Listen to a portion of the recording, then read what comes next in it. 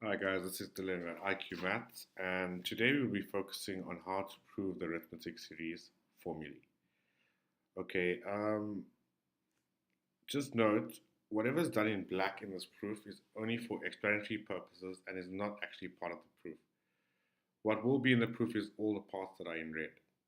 Okay, so to start with, we would recall that the general formula for any arithmetic sequence is Tn equals A plus n minus 1 into D, where A was the first term of the sequence and D was a constant difference between consecutive terms. Okay, so now let's look at how we can generate terms of this sequence in terms of A and D. Okay, so term 1 was when n equals 1 will give us A, because if you have to substitute n equals 1 into the formula here, you see that 1 minus 1 is 0, and 0 times D is 0, and therefore you're only left with A. Continuing in this notion, you'll get term 2, which is A plus D.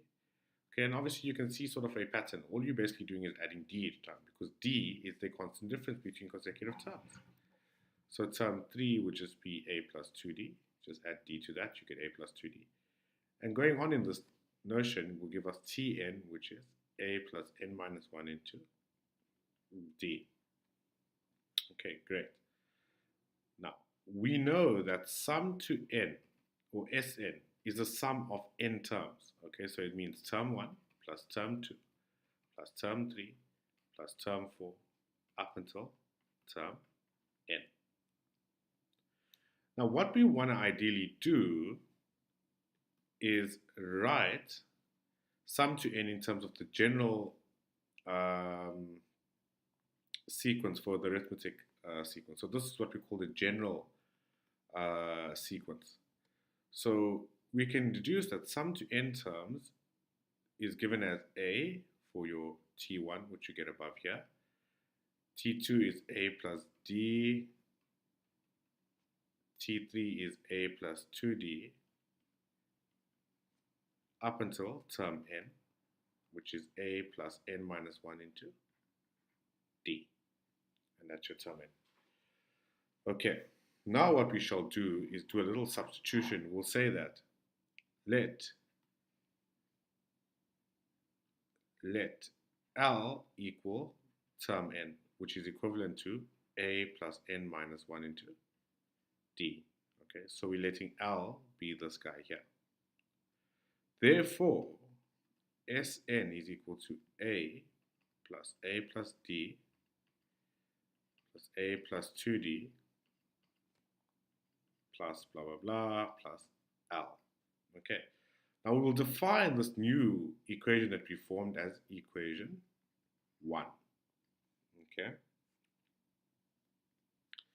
Now, a little subtlety in this proof here. Okay, I'll use black. Is what we need to understand is that if we have a sequence, the general sequence, term 1, term 2, term 3, term 4, up until term n, where term 1 was A, term 2 is A plus D, term 3 is A plus 2D, A plus 3D, up until A plus n minus 1 into D. So to jump from term 1 to term 2, what are we doing? We're only adding D, right? To jump from term 3 to term,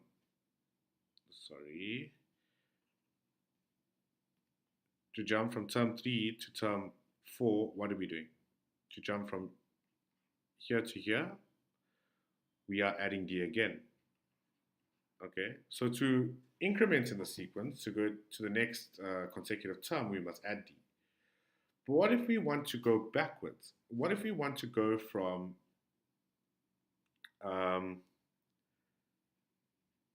so let's say if we want to go from term 2 to term 1 in that direction. What would we have to do to go from that way, term 2 to term 1? We would have to minus D. Similarly, to go from term 4 to term 3, we'd have to minus D. So in general, if we want to go from term n to term n minus 1, we'd have to minus d.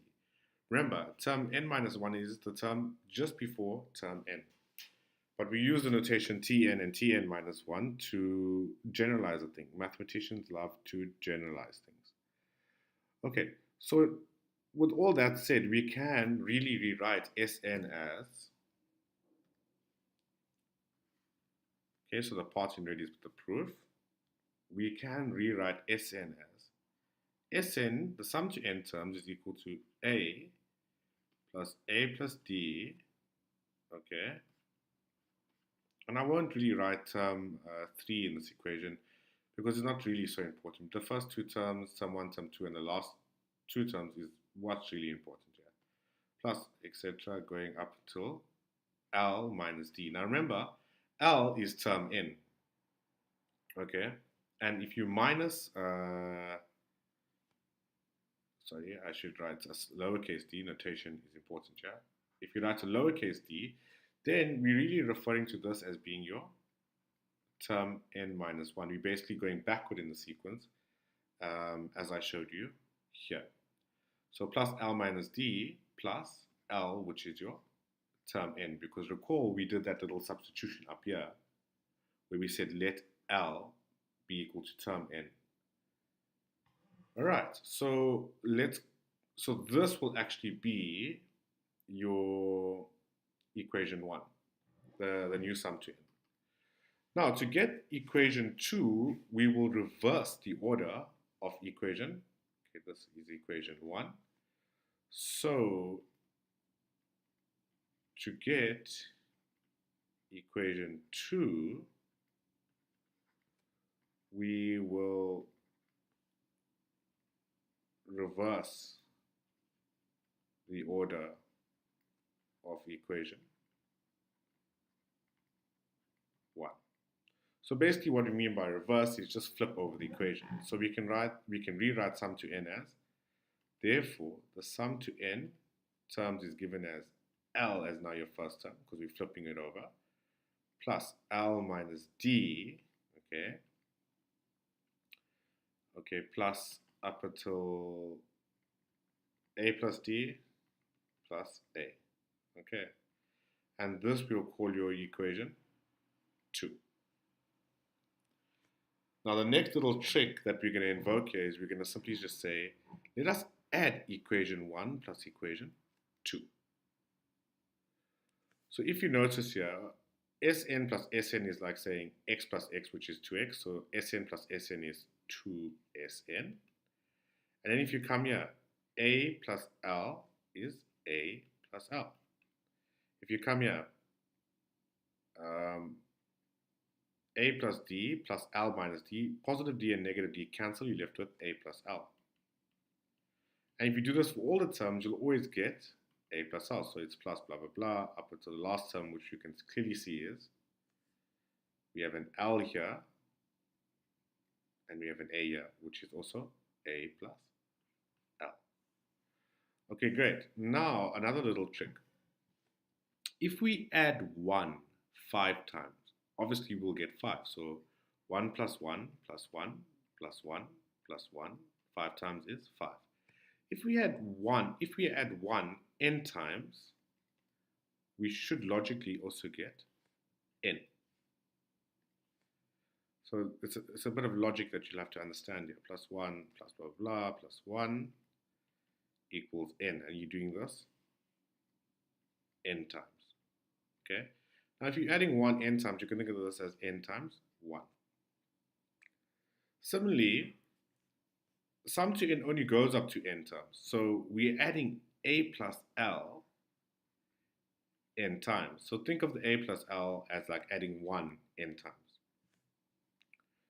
So if you can see this, we can say that twice Sn is equal to n times by a plus l, because we're adding a plus l n times, similarly to how you would add 1 n times. It's n times 1 or n times a plus l, where if you think of a plus l as your 1. So now to find Sn, it's very trivial. Divide by 2 on both sides of the equation.